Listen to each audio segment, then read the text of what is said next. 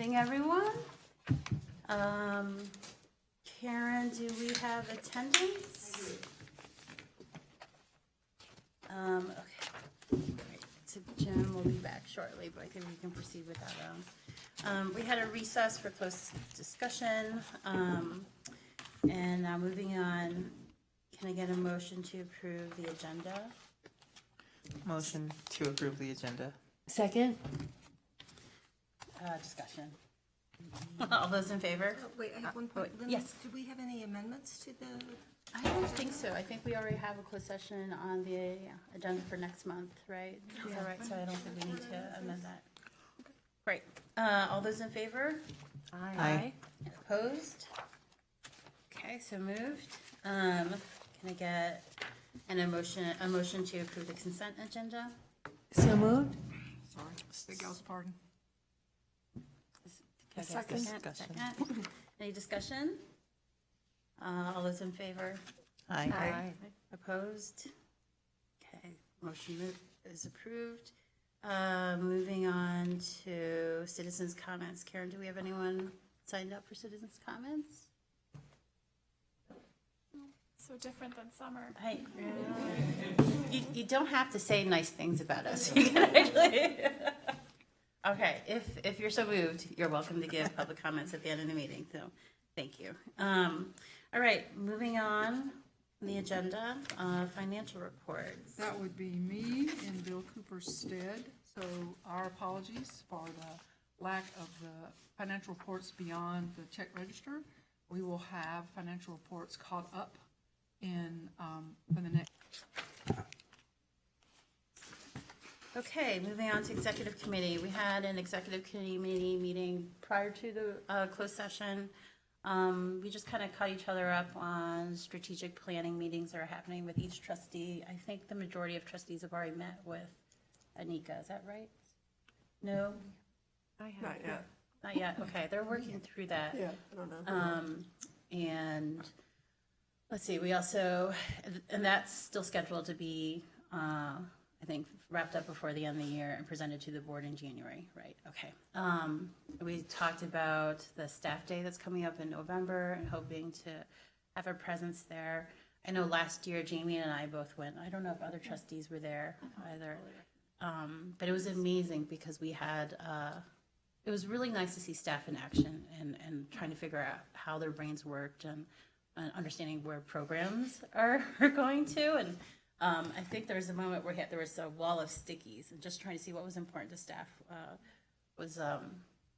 think it was a really nice moment to kind of check back in and how this institution works, what the wheels are like on the bus. So we've made a commitment to being at staff day. And then, yes, and also just kind of catching up on the progress on the audit, which is we're on track. I think that's about it. And we'll schedule another executive committee meeting before the next board meeting. All right.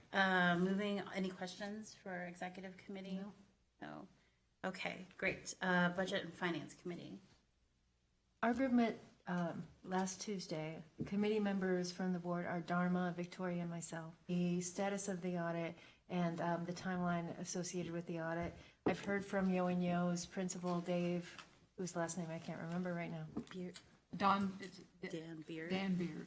That's who's our. That's our auditor, and the Who's working. principal's name is Dave. And Yes, I it's just all went right. blank as well. Yeah. Sorry. So we have had check-in and just basically touch base on that. And then the other issue on that agenda was about reporting of accrual versus projected income. Each year, we were advised by Manor, it's Casterison, and it was confirmed by our auditor that we need to do an accrual budget each year rather than projections. And that's it. And then we had some questions, and we are on track to meet next month to meet with the auditor, and we're good to go. When will the auditor report to the board? November. Deliver the audit in November. Yeah. Reports to the Finance Committee and talks with the Finance Committee as it turns out on Halloween. Oh, Oh, that's right, we confirmed that on you're Halloween. having a finance committee on Halloween? Josie says I can dress up. That will be a very exciting meeting. Yeah. There will be candy. Right, all So right. November Are we board not doing meeting, Halloween on Halloween here? Of course we are. So everyone on staff will be dressed up, so it'll be totally great, appropriate for you. to great. dress up. So November, the auditor comes in, reports, and then December we vote. No, you I vote. have that in- wrong? You vote in November, We vote in November. when they present it. You vote Okay. in November. Okay. Great, thank you. Any questions for Colleen or Finance Committee? Finance Committee, do you have anything else to add? The only thing I would add is that the change in the budgeting documents that we'll get, the way we were doing it in the past, there's no reason to think that we made any decisions that were inaccurate. These are small kind of numbers, that they were not the sort of thing that would make us suddenly think, well, wait, why did we do this? That's correct. Great, thank you. Great. Moving on to Strategic Planning Committee. Ms. Jamie. So we haven't met as a committee since the last meeting, but like you said, the interviews with the trustees are underway. Corinne and I had ours 2 weeks ago, a week ago? Maybe just a week. Ish. It was probably just a week, it feels like longer. Okay. So those are happening, and then I think they plan to go back to staff one more time. And just to like remind everyone, we're talking about the strategic plan, but also like the library's values and sort of updating those, because they were last of their major revision like 20 years ago, would you say, Josie? So yeah, on track still to complete by January, and we're meeting, I think, on September 30th. So we'll have something to report back October. I enjoyed my meeting. I think I was the first to go. It was really helpful to sort of take the time to spell out what our values are and really Yeah. hash through them. Yeah. Did Do you have any the others same- yet? No. Okay, yeah, Yeah, we're huge. I this thought week, it Yeah. was this week. like opened up a lot for me and made me feel like, oh, I could do like a couple of these. So Yeah. it'll be good for us to talk about it as a group Agreed. afterwards. Absolutely. Great, thank you. We're really speeding along. I know. I also met with Anika too, and it was a quick 1 hour meeting going through our values. And the one thing that I really liked was how we were trying to make it more action oriented versus a passive voice on what we would like happen in the library. So when we talk about strategic planning and visioning, it's kind of a action oriented toward equity, action oriented towards access. So not just these are important values because they're values. So good luck with everyone with your meetings. Anika's really great on managing your time and getting the most out of it. Great. Moving on to Josie, Director's Report, please. Thank you. So, we're going to start with some stats and numbers, and I'm going to ask Eli to talk to you about the stats and numbers around Mallets Creek and what's going on there that we've seen since we reopened. And then another slide is going to be stats and numbers about summer game, because I feel like he gets to do that. Yeah. So, here he goes. Mallets So we have just some data about Mallets Creek since it's reopened. It's been 2 full months. So Mallets Creek opened in about early June. So now we have 2 full months of data that were not really impacted by the closure. So what we saw is, in terms of door count, this isn't very surprising that door count in July, you can see the top 2 lines are July 2018 versus July 2019. Door count is slightly down, which isn't surprising. People still didn't know it was open. But also, we did not expect this change to have a big impact on the door count, right? This is not a major renovation. It was very much repair and refurbishment, addition of the meeting rooms. Even though the meeting rooms have been very successful, that doesn't move the door count needle when you're already having 20,000 people through the door a month. So very slight difference downward in July. In August, it was up 2%. But this is what's really interesting. This is our first opportunity to see the impact of the category system in checkouts. This at Westgate, we couldn't, while we knew it was working anecdotally and circulation was strong, there wasn't apples to apples because the old Westgate and the new Westgate have nothing to do with each other in terms of attraction or anything like that. So you can see the door count pretty much unchanged. Circulation up 20%. So that is huge and very strong signal that the category system that's the only thing that changed. Yes, go So ahead. I'm sure you can see where I'm going with this. How much did it compare to our other branches? They didn't also jump 20% No, coincidentally between most of them years. were actually slightly down during that same period. Oh, that's so exciting. Yeah, so that's a strong signal that despite what some internet commenters might say, it has been extremely successful at getting people new books, things that they're looking for, things checked out to them. Similarly, just to compare that, we have event attendees where you can see that the attendees in July were slightly down, 14% fewer attendees total. In August, it was up 11%. You can see the attendees per event has changed. That's mostly reflecting the way we're doing programs differently at the branches. We've been getting a little overwhelmed during the summer in terms of turnout at branch programs because we can't really comfortably accommodate 100 people at a craft program at a branch. It has to be very specifically set up that way. So we've started programming against ourselves more, putting more things happening at the same time at multiple locations to spread out our audience and make a better experience for everyone. So we are pleased to see that the attendees per event has gone down slightly because that was intentional to make it a more comfortable, more successful event for everyone. Great. And in July, we had 51 self-bookings of the room. In August, we had 80, which is crazy that people in Ann Arbor in August are booking rooms because everything seems to stop. Library rooms. Yes, library rooms, yes. So that's been very successful. Any questions about Malice Creek data? All right. So now we're going to talk about summer game data. So with Summer Game 2019 behind us, we're first going to look at engagement. This tells us how many people we reached and what they did. Number of active players is up 16%, 2018 to 2019. It's a big increase. But the engagement numbers are off the chart. We had 50% more points earned in 2019 over 2018. And again, that's with only 16% more players. So everybody is playing more. Code redemption is up 20%. Badge awarding is up 24%. Just the people who are playing, not only are more people playing, but the people who are playing more. And we certainly see that in the data. Similarly, well, maybe there's more content, but there isn't really more content. There's only 3% more codes in 2019 over 2018. There are 13% more badges. We added a couple series that we didn't have last year. So there's not a lot more content. We're just getting a lot more engagement with the game. Prizes ordered is way up. So that's 45% more units of prizes ordered in 2019 versus 2018. And that's mostly powered by we had a big increase in the number of players who ordered something from the shop. So out of those 10,000 players, 4,500 of them ordered something from the shop this year, an increase of 38% over the previous year. Can we afford it? Yeah. Well, that's from Friends, right? The Friends. Well, it's from Friends. The Friends doesn't cover the entire game anymore. Okay. You know, the game has grown beyond that point. But the Friends money is used for the game. And Yes. So, yes. But a lot of it, and you don't see that here at all, is the new books that you win when you finish the paper game. That is a major part of the expenditure that's not included in this at all because it's not tracked as closely.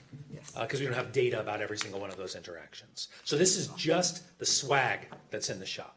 Do we have a sense of where the pickup is coming from? Is It's it really hard to guess. better marketing by Rich, perhaps? Certainly, there's a lot more outdoor advertising than we've ever done before. And you'll see, actually, our number one code this year was the code on the side of the bus. So that was redeemed 5,420 times. 57% of players got that code. So that is certainly a big part of it.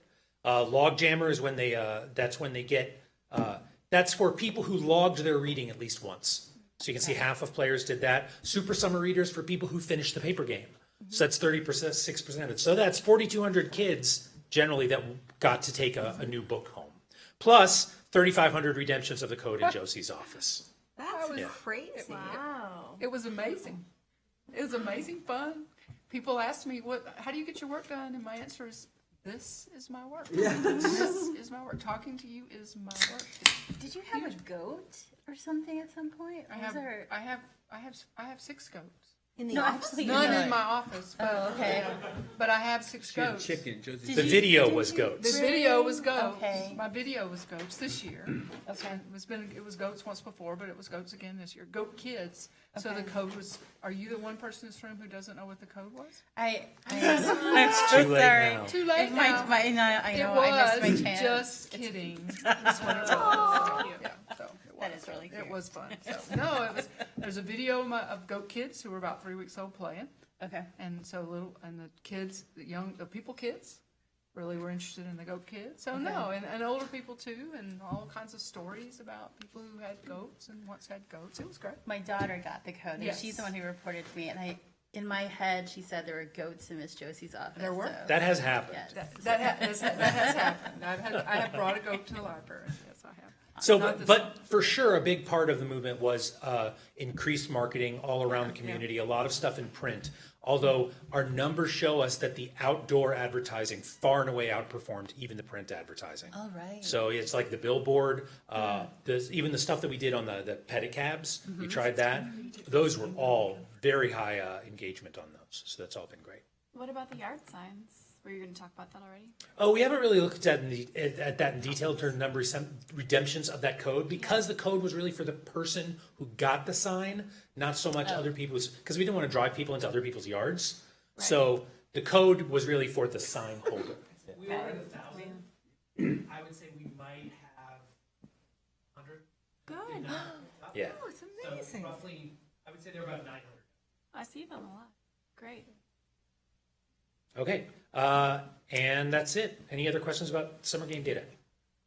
So I'm curious to know, like, in your estimation, what just like growth, like, is there, like, where's the ceiling, or is there one? Well, there's 160,000 residents. I in the know, service that's area. what I was thinking about. Just I mean, now. you know, it'd be incredible if we hit 40,000 players. Yeah. I'd be astounded by that, right?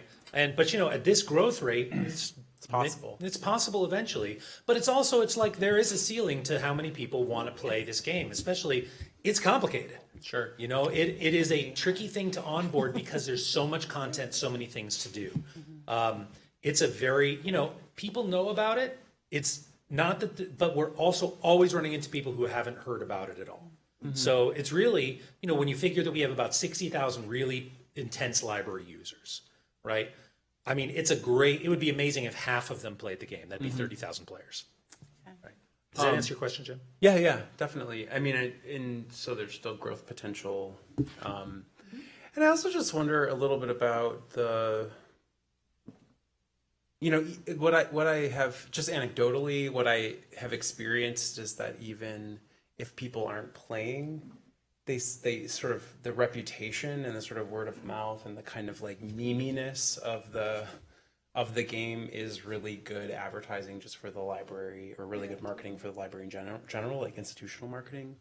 And it was making me think a little bit about the sort of biannual you know, user surveys that we've been doing, and how, like, whether we've asked questions about, I mean, we haven't asked questions about the summer game in a and while, we have, right? and when but we not in asked a that, while, right? What we found was that awareness was very strong. Very strong, yeah. Right? So part of the challenge, I think, is actually that when people see library summer game, they assume it is all reading. Yeah. That they assume, and they're like, well, I'm not a recreational reader, so Or this that it's isn't just for for me. kids. Or that it's just for kids. We've really tried to depart from that specifically this year with the marketing. We'll continue that next year. But more adults play the summer game than kids. That is completely the case. You see, I think that's very interesting, because I was also under the impression that this game was for children until I was on the library board and I played it myself. Sure. And so I just like, Maybe we can do a testimonial from you. yes, I was under the impression that this game was for children. Take that off the YouTube video. Well, But I'm for many years it was. Yes. Yeah, of course. the- And traditional the program would be Super for Summer kids. Reader Yeah. game Right. is still, the classic reading is primarily. Yep. I mean, that's the thing, is we still do exactly the thing that we've done for 35 years for Right. children. It is entirely unchanged. Right. And all this is just on top of As that. an overlay. Yeah, that I'm aware of. And I'm just wondering, you know, just like, again, like how you leverage the summer game just to draw sort of institutional awareness. And what about it, you know, what would we change about how we talk about it, market it in terms of letting the community know, like, how it's being used and who it's for? I mean, one thing is that we've seen a huge uptick in the number of partners that wish to Yeah. engage with it. Yeah, And then exactly. people who want to take the summer game laser and point it at whatever it is that they're doing. Yep. And so there's very strong awareness organizationally in the community. And certainly, you know, our super fans know about it. Yep. But I think there's a lot of normies out there that is still Normies. normies. Yes. I've Have you that word heard in a while. about like a summer game withdrawal? Or, Oh, yes, yes. Oh, yeah. We've heard complaints about it from parents, yeah. No, Well- really, is there a plan to have a transition from, yeah, no, it's. Actually, I mean, we I've have heard in the from- past. We have done Okay. off-season games, sometimes that have dropped the day that the summer game ends. But Okay. the uptake is real low and the investment of time is very Yeah. high. So we hadn't do that this year, and it's one of those things where we see how many people asked about it. Only a few people asked about it. Okay. So it's kind of like what the off-season play looks like continues to evolve. And there's a lot of opportunity there. But the one thing that we have heard is one year we started it on the same Friday, but school was in a few extra days, and the schools were very upset that summer game was starting before the last day of school. And they couldn't get kids to pay any attention. This is an indication of school. So we cannot begin summer game at all before the last day of school. Unless you tied it in with the curriculum somehow. Oh, Do you feel like there's like last year, I think the Friends opened up a store where you could get the sweatshirts and hoodies and stuff briefly. Like, feels like there's a lot of people who would probably want library stuff. Who I agree. Wouldn't play Yes. the game. Like, do you feel like we could think should. about that as Actually, like a fundraising? we did think about mechanism? that. Okay. And I did attend their board meeting, Okay. and I did offer for them to take and sell things that we had for sale in the store, Yeah. in the shop, and they are taking it under Okay. consideration. That's awesome. Yeah. Yep. But I don't know how to play euchre, I must admit. Oh. I'm not a summer game player. I have to crawl under the table. But I will go shopping for library things. I know that I'm not alone. Yeah, I just wanted to say to you, the staff, I mean, just congratulations. Congratulations. Yeah. Yeah. I mean, everybody in the entire organization works on this. This is every single position, Yeah. you know, from the maintenance guys all the way up to Josie in her office. Every single person Yeah. is involved with summer game. So And I- everybody works hard. And the only other thing I'd ask is there any barrier to continued success? Is there anything you need to make sure it continues to succeed as it did this summer? Well, I think the volume of swag expenditure will continue to grow. You know, because that's, even though we reined it in a couple years ago and limiting people to 4 new items per person, that is still, most people are getting them. So that's a lot of stuff. And people are playing a lot. All those points got to be spent. We had our, at the gala, we had our silent auction and the live auction. 1.5 million points were spent between the silent auction and the live auction, including a picture of a cat from Tübingen that sold for 130,000 points at auction. That it was fun to watch the auctioneer deal with that. This German cat picture. He had fun with it. He had a lot of fun with it. Is there anything to be done with people who hoard points? Say that I know a family that might not have done anything with their points. No. Okay. I mean, we had one person check in for the auction who had a points balance of 600,000 points. So some people play because they like to play. They don't care about the swag. They don't want less stuff. They want more stuff in their house. Right. They just Okay. like to play. Right. Okay. Points have no cash value. You can carry them as long as you want. You know, this don't go on our books. Okay. Yeah. Okay. I wasn't sure how it was being monitored. All right. Thank you. They're not cents or dollars. Yes. Right. They're points. Great. Any other questions for Eli? I took it for granted that how do you know someone's an adult? It's self-reported. It's self-reported. Yeah. Okay. However, anecdotally, from the way Yeah. people we interact with and the people, especially at events, you know, you have to choose what age you are. Yeah, when so you have register. some you have some low-level demographic information. Yeah. Plus, and it's very obvious when we're helping people Yeah. just from their Got it. behavior in the game. But it's like most people who engage with us in person are adults. Cool. Thank you. Thanks very much. Congratulations. Thank you. So the next slide is about Pittsfield Branch, which closes on Monday, September 23rd for 6 to 8 weeks. And you'll see in the red boxes where the changes are going to be. The current computer area will be that large meeting room, which will be equivalent to what we have down here as free space. And then in the southeast corner, there is an area now that is where the newspapers are, and there are just some tables and chairs. That will become 2 small meeting rooms back there. The computers will move slightly down the wall from what is currently the computer center. And now, the other thing we are considering doing is moving the Bernoulli to the children's area. down where that octagonal space is. Currently, that's a computer table. a good We are looking to move the Bernoulli down there, and that's about noise. Because this will be a big meeting room, so we'll move the Bernoulli down into the children's space so we can, and we're looking at that, so we'll be doing that. So that doesn't show necessarily on this drawing, but we've been talking about that. So this building was had new recarpet done before Westgate was done. So that's not part of this. This is strictly about creating these rooms here. Traverwood branch will close in December for 6 to 8 weeks. We won't announce the exact dates for this closure before we know the opening dates for Pittsfield. So we want to make sure people know when Pittsfield's reopening before we say when Traverwood's closing. This is a similar situation. We're taking some space outside the current computer training area and making it into one meeting space. There's only going to be one bookable meeting space at Traverwood, and this is just about opportunity there with the way the building is set up. Pittsfield, should say Pittsfield and Traverwood will be converted to category system of organization and during these closures. So that's happening at both of those places while they're closed.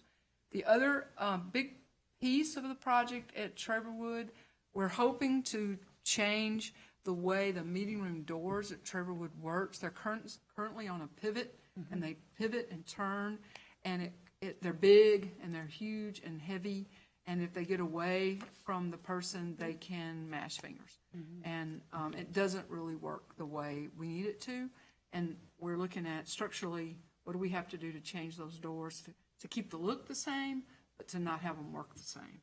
So we're looking into that. So that's the other thing at Traverwood. Plus, Traverwood, all recarpeting, and the wooden floors will be sanded and finished the way they have to be done periodically, as far as their upkeep. Maybe some paint, but not much else, right? That's that. Are we changing the way the books are? Yeah, categorization. Yep, Yeah, okay, wow, yep, okay. yep.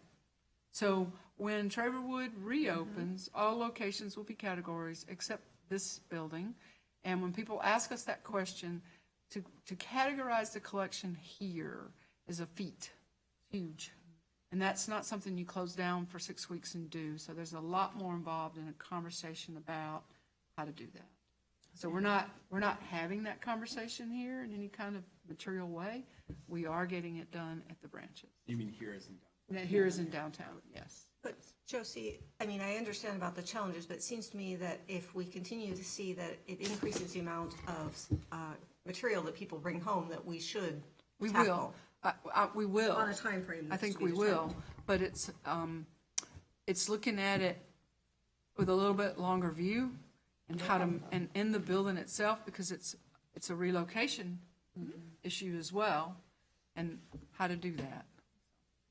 It's also a different set of decisions when you're categorizing a 300,000 item collection as opposed to 40,000 item collections. The system will need to flex for that, so that's a long way. Right, Right. yeah. So it's a goal, we don't yet have a plan Right, for you it. can't stand in this building and see it all. And all of the others, you can. And so this makes it different. Is there a precedent for categorizing a collection that large? There is? Oh, for sure. Is it bookstores or is it libraries? There are libraries. There are libraries. Yeah. Okay, Public who libraries. have done it? Okay. So it's been done, it takes a long time. Yes, and everything has to be touched and changed. Okay. And then decisions have to be made about where things go. And then if you have multiple copies of something, do you have them in 2 different categories? And which categories? There's a lot that will go into that, a lot. So. And the catalogers and the librarians among us like that work. Yes. They like that work. So, I'm sorry, so when the branches are closed, there's a notice that holds will be held at, And when Pittsfield is closed, all the holds will be held at Westgate. Okay. When Traverwood is closed, historically, when Traverwood is closed, the holds are here. Okay. But that usually depends on what else might be happening here. So, but usually it's here when Traverwood's closed. Okay. Pittsfield's holds will be at Westgate when Pittsfield is closed. Pittsfield's lockers will not be operating during this closure because there's no whole shelf there. Okay. As soon as it opens back up, the lockers will open back up. Okay. So, Anything else about that? All right. Downtown, the exterior drop box will be relocated later this month. This time, our time frame on this was strictly driven by getting the contractors and the bids and the time frame, but also the street work. So because the street work is slowed down, it's more delayed project, we're feeling a little more comfortable about when this is going to happen. So it's going to be coming in later this month. We will have both open at the same time for a period of time.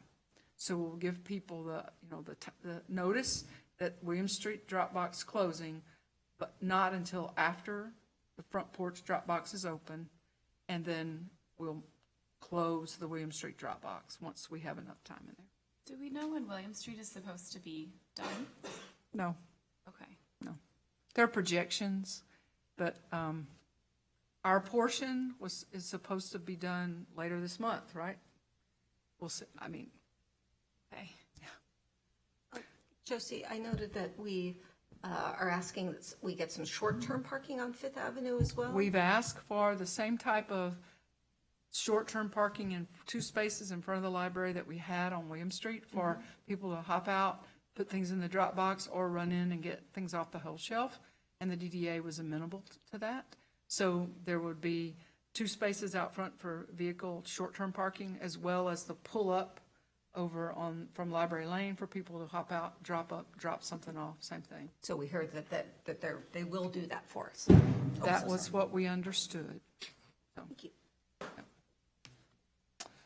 We are considering the possibility of a cafe in the downtown lobby. I spoke to the library board members last month about this and got the okay to consider it and pursue it. So we're looking at the things we had to look at in terms of what we would do is place this in the corner of the building that's above you over there, which would be the William Street, Fifth Avenue corner. We would want to have window service. So we had to find out if code allowed for us to do that before we could go anywhere down the path with that, and it does. We also then have to look at our utility and infrastructure and water connection to the city, and Lynn's looking into that. And so those are the things that were a large part. If that can be done, if that can work out, then we would develop an RFP based on the RFP we used for Westgate, and we would make sure a vendor knew there would need to be window service, because in this location, the only way a coffee vendor could be open before us would be from the street, because we couldn't have the building open the way we have at Westgate. It wouldn't work. It's not practical. And so that's what we would do with that. So the BOCD collection, I got it right this time. This morning I said it wrong to the staff because it was once the large print collection, but it's not now. The BOCD collection would move in the building, and we know where we'd move it to. And so we would put that window in the corner space there. So we're looking at the possibility of this. So clever. I get off that bus a lot in the morning and then walk up to campus, and a lot of people are streaming off the buses and walking to campus or coming down from the Old West Side and walking by there. There's no retail really between Main and like for a while. Well, Very and clever. also because it's a bike lane, because it's what it is, Yeah. be a lot more bike traffic. And Yeah. so That's a great idea. Bus depot too. Bus depot. The bus depot, exactly. Well, that's what I meant. You get off the bus there, and then everyone like walks across the parking lot. So we're looking at it. The RFP, there's the way we do this, we put out the RFP, we see what came back. This is not something that the library staff can do without board approval. So any consideration of responses to the RFP, library board's involved in that, any leasing to anyone, subleasing to anyone, a space, however we do this, you're involved in that. This was strictly exploratory, and then we'll see where it goes. Josie, I wasn't here when we made the decision to add a cafe to Westgate. When adding a cafe to a library of any sort, but especially downtown, of course, our branch, what's our expectation about what that means? How does it impact how people interact with the library? I think it'd be very popular, but who does it bring in through the door? What do we expect the impact on library operations to be? I think downtown, I think we would see more people coming to the window for service who don't normally use the library. I don't know that they honestly are going to all come in, except perhaps if they wanted to come in out of the weather. I do think that many people who use the library now will use the cafe if it's stocked the same way Sweetwater's is, with the kind of food that families are interested in, as well as coffee drinkers. I think people like to sit and talk over a cup of coffee, and inside the public library would be a place where people would choose to do that. I think the new users would be coming up to the window and moving through. But I think you're also implying that we can see people who are already in the door more apt to stay through a program, more apt to persist, because there is a chance for them to get their coffee without having to leave the library. I think there would be people who would come in and use the coffee shop and be in the library with a cup of coffee, because being in the library with a cup of coffee is a place they'd rather be. Yeah. I don't think it's about staying through a program or not for a cup of coffee. I do think it's about, I'm going to go to the library and get my coffee. And that's going to be about the vendor as much as it is about the library. And the fact that we make places comfortable also, and it's clean, and it's welcoming, and there's Wi-Fi, and all those things. What about the Lavatorium events? We would, and we've already talked about this in the RFP, we would make sure it was understood that for a certain number of hours in a year, we would expect them to not do certain things, and that would be during a program where they would not use No the cappuccinos. That's it. Yeah. And Yeah, that we- would be we have, like, upfront and understood that because of the conditions, this is why you have to do this. It's funny. I mean, that's a very excellent point. But I was thinking more about like if their footprint is like blocked by a big program. We've already talked about how we would do that. Okay. One way to do that is to have people go out and walk down in front of the windows, because you can do that now when the chairs are all set up, and have cafe tables and chairs along the windows. So it's identified as this is how you go to the coffee shop. It's also just around the brick corner into the garden. So the garden has this whole other use for spillover from the coffee shop in better weather. So. This is exciting. Oh, well, we hope so. We're looking forward to trying it out. Will we still keep the machines up on the?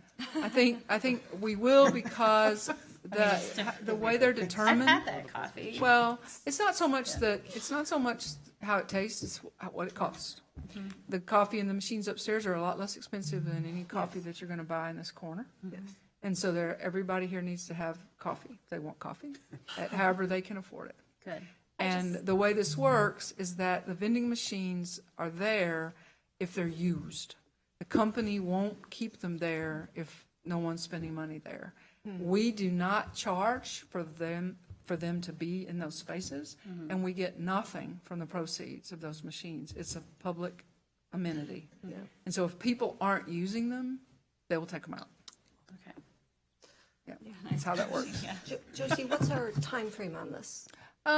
We're figuring out we've got Pittsfield closing and the door, we got a lot going on. So Lynn's figuring out the infrastructure, the utility aspect to this.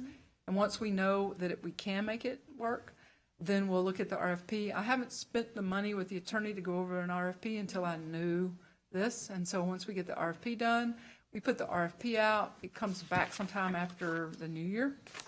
Then we can look at this. So this won't start as a real project before the spring, late spring, something like that.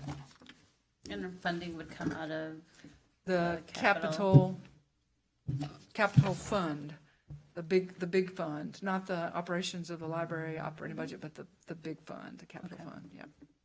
I'm just curious to know. Oh, I'm sorry. I'm just still sitting back tonight. I'm just curious to know about whether you would have to explore the option of actually another entrance, if it's even feasible. And I know that because you can control building access Yeah, differently, but I think the access down here, Jim, yeah, knowing what we know already, yeah. we would not have another entry in this building, Okay. the way it's set up. So I think we would make it window service, and it would have to work. I mean, our hours are really long for generally, Yeah. and we're 7 days. So that aspect of it, so. Yeah. I'm sorry, Jamie. Oh, I just think like you're making the lemonade out of lemons, like with the window service. It's a very cute idea, very urban, and we don't really have a lot of that. And it just suits the bus station and the bike commuters so well. So Great. I think it's a good idea. Coffee for all. Thank you. All right. The staff, the comments. I'm forgetting about this. So this is a new library card pictures of the best. People are bragging about the library cards and their collections. They can't wait to start reading all their social work books for fun and not for schools. Obviously, somebody who got their card. And then the next one, I'll let you guys look at these. Hot summer days, cold winter nights, power outages, we're here for you. This one's somebody who was very happy with how the library handled the power outages. I like one of my Tom- colleagues. Yeah, I like Tom Finholt, who's the dean of SI, who said things that make Ann Arbor great, and you don't need a power outage to enjoy this resource wonderful when the lights are on as well. So I like that very much. So. This one is the Rasa Festival. Got off to a beautiful start last week, and there's more going on this week, and so it's ritual floor paintings from India in the Secret Lab, and the AADL hosts 4 events in total through the end of this month. And then Ways Goose is coming up, scenes from the summer letterpress lab events, and you can look on the walls in here and see one man's, it's Amos Kennedy's efforts to promote not only the letterpress and the use of letterpress, but the public library as the public forum, community forum. So Josie, can I just say something about, I think that this is hung beautifully. Like Yeah, it's it's really, gorgeous. and like you kind of can't see because the lights aren't on, but there's this amazing fish section in the back. And So- the woman who made those, she is replacing the, like Jim Horton, he's like the letterpress printer in the studio that I run. He's like a master wood engraver, and she's gonna replace him at the folk school, which is like I think it's in West Virginia, is that right? It's in the South, but anyway, that's Oh, really I know cool that you I have know her where work. that- Yeah. So this, if my understanding is correct, this, Yes. what these are hanging on is something we got that we keep and we're keeping so that we can do more Cool. like this. And did we hang these or did Mr. Kennedy hang these? I believe it's a collaborative. Okay, so there you are. Sarah Brown, I guess, and I didn't remember that. I'm reading it off the sign behind you guys. Yeah. I've enjoyed it very much. I'm glad. I thought it was great that we were having the meeting here in this room, knowing what was up on the wall, so. This one is, even after 40 years of circulating art print, seeing these wonderful pieces in patrons' homes never gets old. So here's someone who took home an art print and wanted us to know about it. And after 7 years of circulating music tools, seeing a teen rocking out in their living room also never gets old. He wanted a daughter plays the bass, and someone wanted us to know about it. Look at that.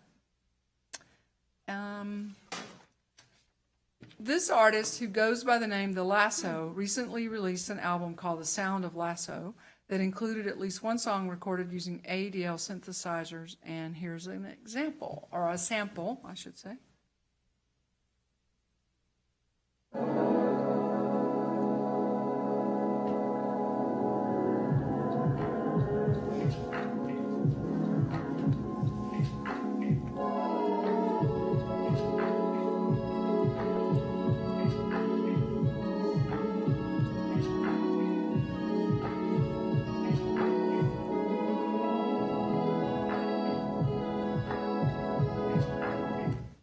So I have a question. So is the art and the film aspect of this, with the lights sparkling out of that, supposed to look like something really, really old, or is it just how it came across in here? I think it's supposed to look like. I like, that's what I thought. Good for him, right? Good for him.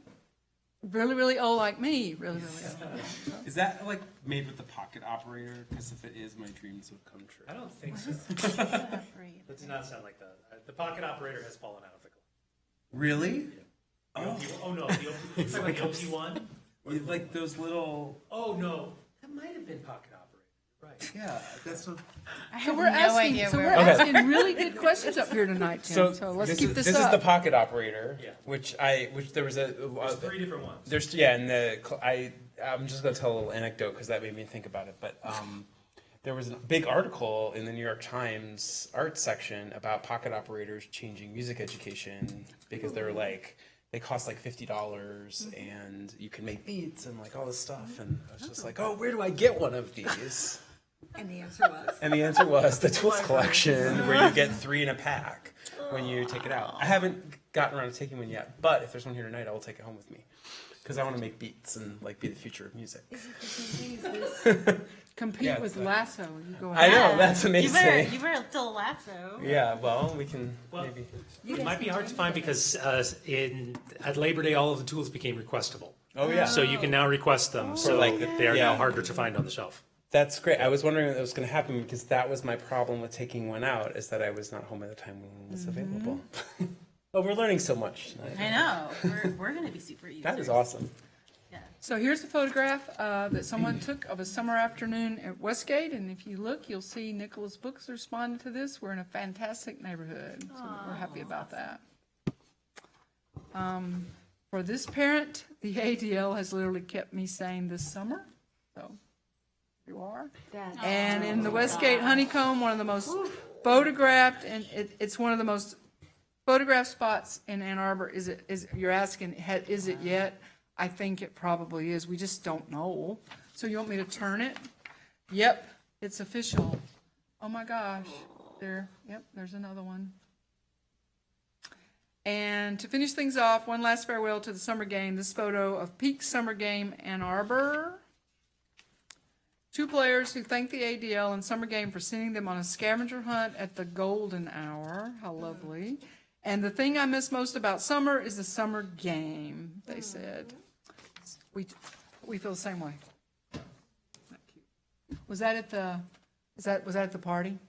Was it? I don't think so. It does look quieter. So that is my report, unless you have questions, and we took up more time for that than you guys did for half the business. The other thing I wanted to point out was a poster that's in front of you. Some of you remember that we participated in the Books for Babies for MOTS for the infants in the cardiac care unit, and they did a poster and had permission from these families to put their images on this poster. And I asked Rich to get a good image for us so that I could share it with you. There you are, Books for Babies. All those little babies and their families and their big sister. So it's very moving. Thank you. Yep. I want you to want to see that.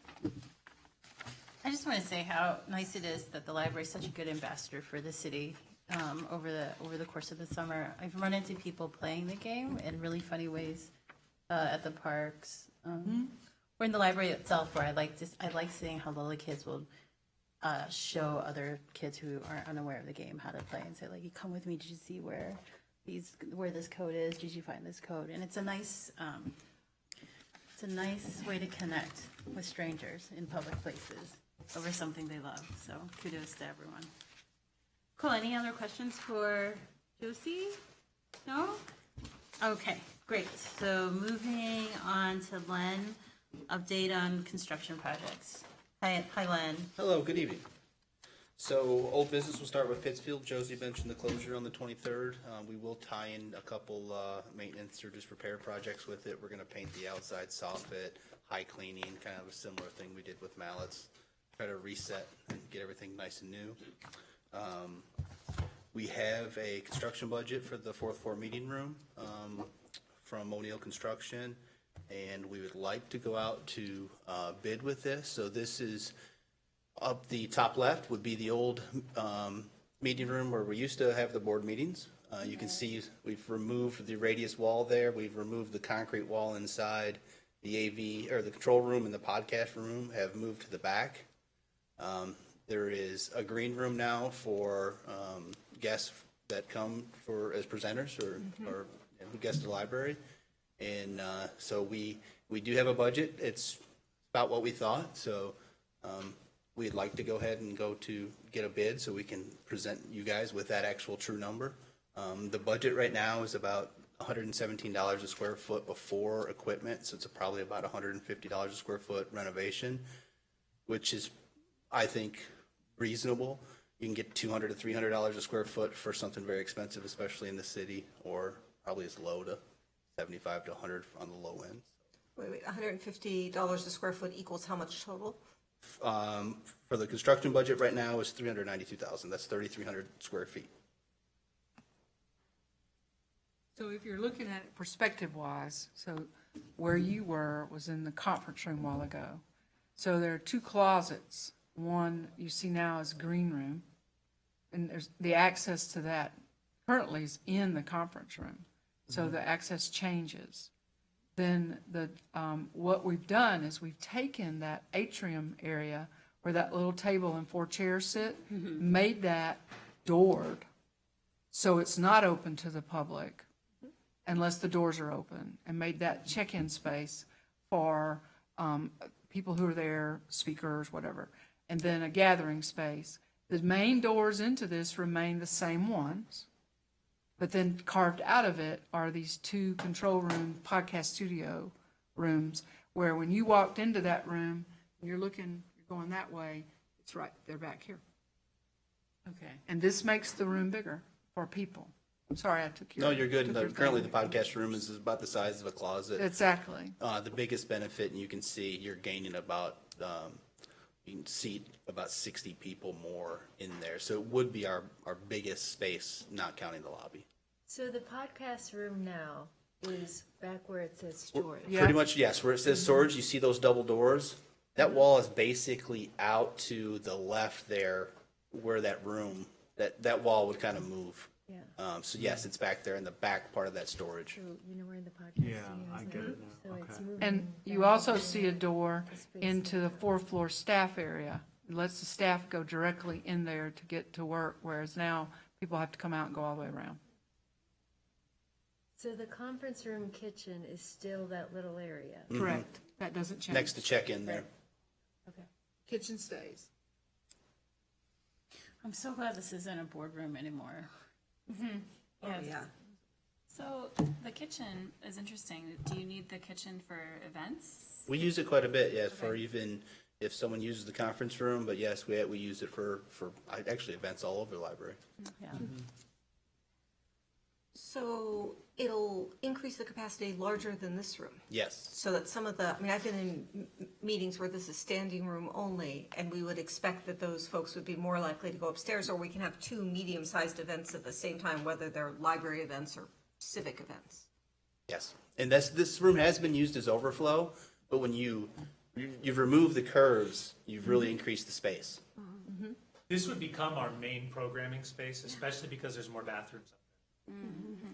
Well, I like the idea that the space would have some windows. I mean, I'm happy to be in the Yes. basement myself, but for other people. And this design actually opens up the window. Currently, the way when you enter the room, that radius wall kind of blocks out that light from the first window. This would open that up. Will the elevators be enough? Will the elevator be enough to handle the increase in crowd size? I going think up? so, Yeah, yes. Will be okay. A lot of people still choose the stairs. The so, stairs, yeah. okay. Len, can I make sure that I have the numbers right? Yes. Just as I sketch them now. So You're- the construction budget is currently at $392,000. That's everything Okay. except for the AV equipment and any equipment we would Okay. add to the room. Great. And we're guessing around $150,000 for that. Okay. And then capacity goes from what? up to what? 120 to 180. Okay, That's pretty impressive, yeah. right? I mean, if we look at the construction for the other branches that we're adding for meeting rooms, that's just kind of like along the same path, right? Of just trying to extend what we can to the space that we have. The other part about this is I think there's a lot of labor hours put into setup and breakdown of that room. We don't have AV built into that room the way we do this room, so the production department, they spend a lot of time getting that ready, whether it be stages or seating or over a weekend where we have something on a Friday night and an event in there on Sunday. There's a lot of time that gets spent just setting that room up and breaking it down. This would help that. Okay. I have a few more questions Yes. about how that space is used. And I know this is like a pop quiz question. I've been in the library on Friday nights, and it seems like that room is always active with gaming and with really cool things going on. Will the number of events increase because of the increased capacity? I think the answer is yes, because Likely, they're yes. moving things out of the It's laboratory. been the intention. Great, okay. There'll also be many events that happen down here now, and then you have 15 people in the Yes. lobby. Yeah. Will be happening up there, and everyone will have a seat. And this room seats how many? 120. So then you go, instead of 120 and 120, you go to 120 and 180, which gives you a lot more options. Okay. Many of our events attract around 150 people, which is a really tough fit down here, Yeah. and still a squeeze up there when we Yeah. jam them in. Yeah, okay. Are there any other secret spaces that we could be converting into? Have you maxed our building out, Len? Is this? We're trying. Not without moving things out of the building. Yeah. That would be the only other We option. moved functions out. Okay. Yeah, this is the last This is it. There are no space secret that. closets left. No, Yeah. not really. Okay. And if we have one, it's probably full of stuff. So. Okay. We're gonna go to bed now? Should we talk about our sewage? Yes, but I'm not done with old Oh, okay. I'm business. so sorry. Okay. So, It is kind of old business. Did you want to talk about sewage crocs? I do, but it's old business. We're still in old business. are there any more questions about the meeting room? I don't think so. So we will, if it's okay, then we will ask to get actual bid numbers from contractors and present those in October. Great. Thank you. The backup power and generators, we are still working on that. We're really close. The only thing left is to work with DTE on the site utility plans to get gas to the units. And then probably we may have to upgrade the service at the branch, depending on which branch it is. So that will probably be October as well. But kind of perfect timing. Last week we had at Traverwood, we had an outage that was a minor outage. We didn't get an update from DTE. The restoration time was never given to us. We made the decision to close probably around 5 o'clock. Have to be without power for 2 hours. Yeah, 2 hours. We held staff. We let them go, put them at other branches, and within about 20 minutes, power came back on. So, we would have had uninterrupted service for that 2 hours, and everything would have gone off just like we were open. So. Do we lose equipment though when this happens? We have. It's just hard to track.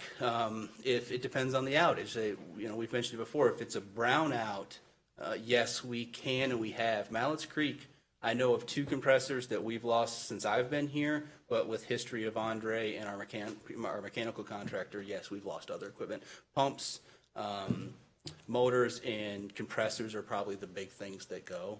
But it's hard to track because you have to track it to the storm. So if a chiller has 4 compressors, one goes out, you may not notice it for a few weeks. Okay. And then you do, and then you track it back. Yes, it probably went out at that time. So last year at Mallett's Creek, it was $22,000 for 2 compressors, and they were storm damage. Okay. So it's very costly. We mentioned before, too, the battery backup systems that we have. They're about $11,000 just for the battery banks, and they have to be replaced every 5 years.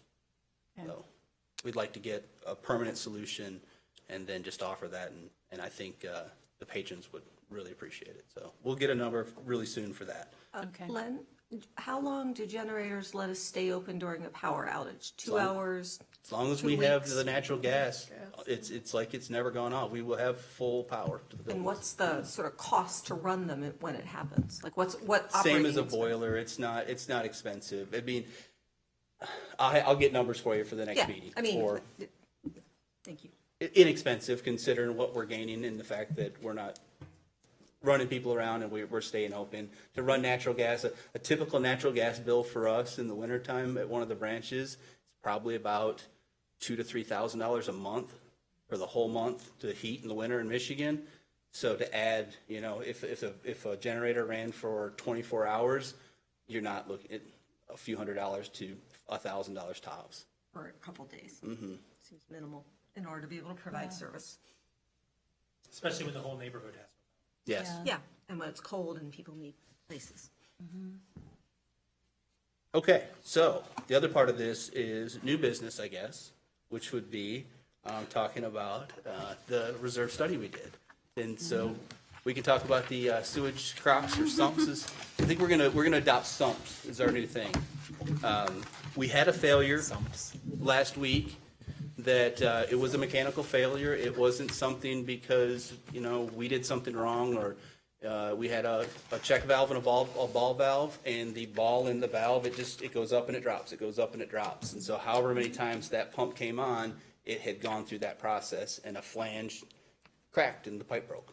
So we replaced everything from the pump up, but this is a perfect time to look back. So in 2017, we did a study of maintaining this building over the life of all of the equipment. And so this basically broke it down. If we were to use planned maintenance or deferred maintenance, what would the cost be annually to fund this over 30 years and basically replace everything in the building? The only thing that's left off of this is some piping, but other than that, it's everything from the furnaces to the roof to the windows to the masonry, all the pumps, all of the HVAC, everything in the building over a 30-year process. So we did that. In years 1 and 2, you have a lot of things like the sewage crocs, like the building management system, which we have prices for that. It has Air Handler 2, which we have prices for that. So we're working towards or off of this list. It's not something I don't think we have to go, line item by line item on what it is. It's more of what our need is, but it's definitely a roadmap to get us to full replacement in 30 years.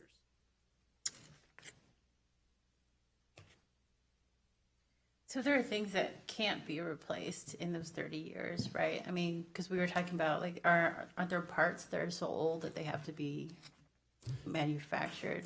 Yes and no. There is a benefit of what happened last week.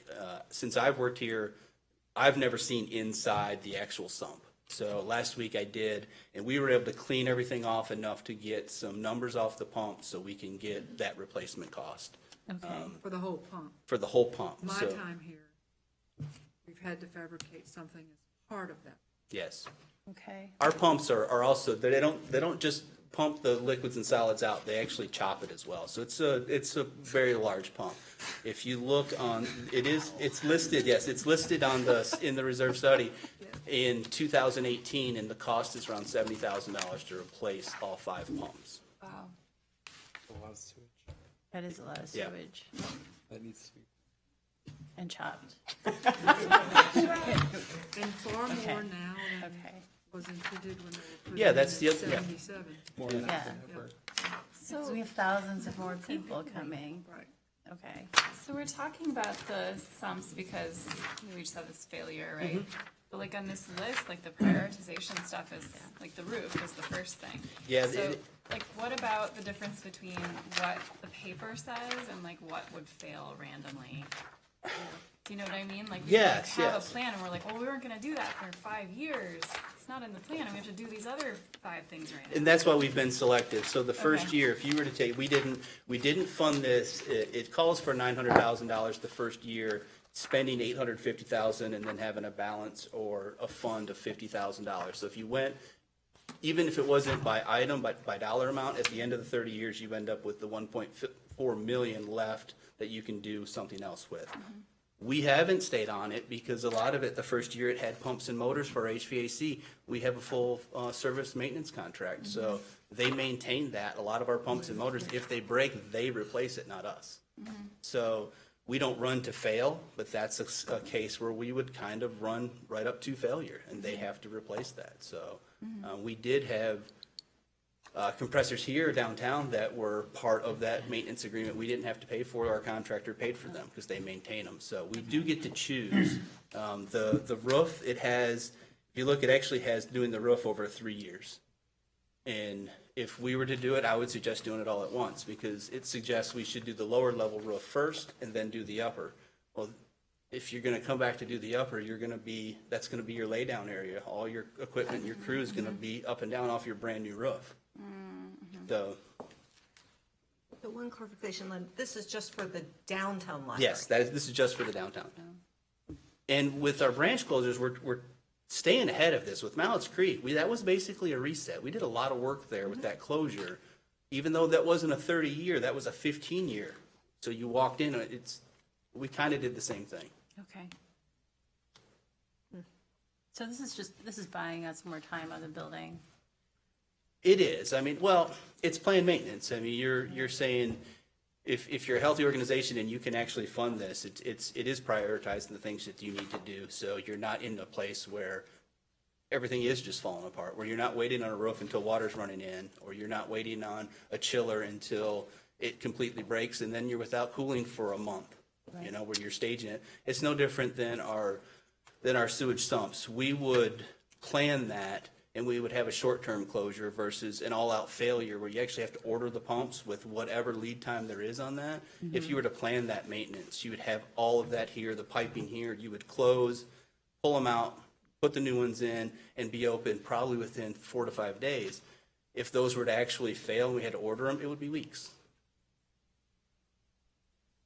So how do we prioritize this then? Is it sewage before roof, or roof before sewage, or?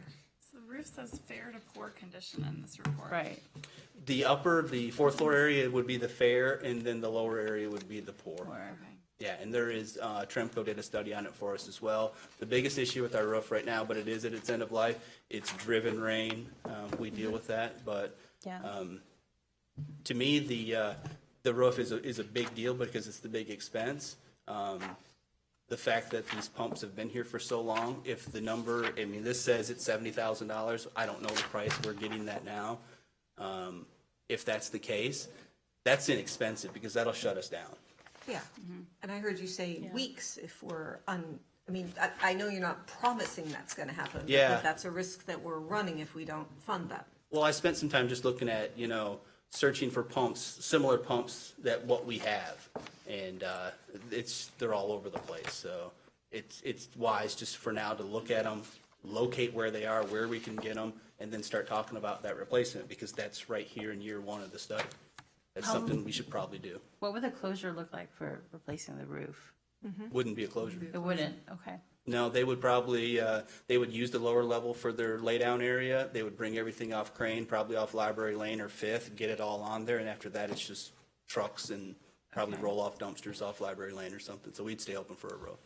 Okay. But we couldn't stay open during a replacement of our sewage system. No, That's gonna be a because closure. a lot of it's undergrade, so the piping is actually in the concrete, and it serves kind of all of the sumps. So if you're not using the first floor public restrooms, it goes into a sump. Sinks, toilets, everything. So we can't keep staff here, we can't open for patrons. That's right. The big things on the list right now would be the roof, would be the sumps, and probably would be air handler too, which serves this room that we're in now. Those would be the 3 items that would probably be top of my list, and then we can kind of selectively go through it. With the carpet we've replaced, the furniture and the finishes, we're actually ahead of this schedule by about a year. All right. From what we've done the basement, we've done the first floor, the second floor is this year, we've done the 4th floor, and then we have our staff area for the 3rd floor coming up. So we're actually ahead of schedule as far as this study goes on that. Well, I think we have an interest in reducing the risk of closures in addition to providing staff with a workplace that, doesn't have sewage problems. Yes. Yes. Any more questions about the study? I don't have any other thought? I remember, wasn't this presented to us before? It was either by you or it was by the. Will Gordon came in That from was- O'Neill. That was They, 2 years ago. yep, they brought Reserve in to Oh, do the man. study. They did a really thorough job. Yeah. I mean, the thing is that the study's accurate. It's a very thorough study. It's really Yeah. accurate. The cost, when We knew look, the roof was coming then. He told us very clearly, the roof is coming, plan for it now, and it's coming soon. yes, And I So- remember thinking, that's a lot of money for a roof. it is. I think you might have said that actually. I probably said So much money for a roof. No, but we need a roof. I have to have a roof. I appreciate you coming back to the board with this. So, I mean, you feel like it pretty much tracks from when it was last presented okay. Yeah, it's like, this is a very thorough study. We can choose on how we want to implement it. Yeah. But if you get 5 or 10 years down the line, you'll see this will be very true. That's about the time certain things will break. Yeah. So I look at this as planned maintenance, but if you have any more questions, let me know, because this is a lot of information. I've looked at it a few times, but I did look at it again today, knowing I was going to be up here, and kind of caught my eye on a few things that we look at every day. So Great. Well, thank you, and thank you for handling the sewage crack situation. it was okay. It wasn't that bad. It was finding the parts and then getting everything back together, so it wasn't that bad. He says with a smile. It was bad for one person. I'll tell you about that another time. There is a person who would not agree that it wasn't bad. No. You guys have a good evening. Thank you. I, I would like to move for a closed session at the October 21st, 2019 regular board meeting for discussion of real estate. I'll second that. Any discussion? All those in favor? We have to do roll call. Oh, that's right, roll call. That's right. Hi, Karen. Yes. Yes. Yes. Yes. Yes. Yes. Yes. Thank you. Thank you, Jim. You're welcome. Karen, do we have any citizens' comments? Dave. Hi, Dave. Oh, yes. Hello. Hey y'all. So I have maybe 2 comments. One's kind of a question, but I'll give the short comment first.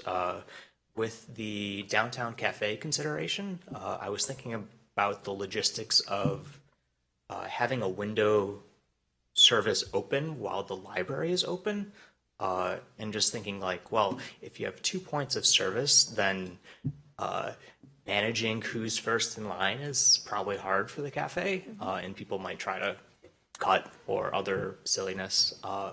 And if you only keep 1 point of service, so when the library is not open, having outside, when the library is open, having inside, I think it would draw more people into the library. So just something to consider. The other thing I was kind of curious about, and this kind of goes to Eli, is I know I'm not really supposed to ask questions, but it'd be cool if maybe for the next board meeting that's open session, having some numbers for summer game as to, I don't know if the AATA tracks how many people use the library fair. That would be cool, as well as looking specifically at event codes and seeing how many people did that versus other codes. So. Cool. Thank you. Thank you. Thanks. Great. Well, with that, I think we're at an adjournment. Thank you. We'll see you next month. All right. Yeah, that was fantastic. It is 8:20. Nice work, Sean. We're like rockets. That's what I was thinking. I'm leaving that behind because I'm trying to.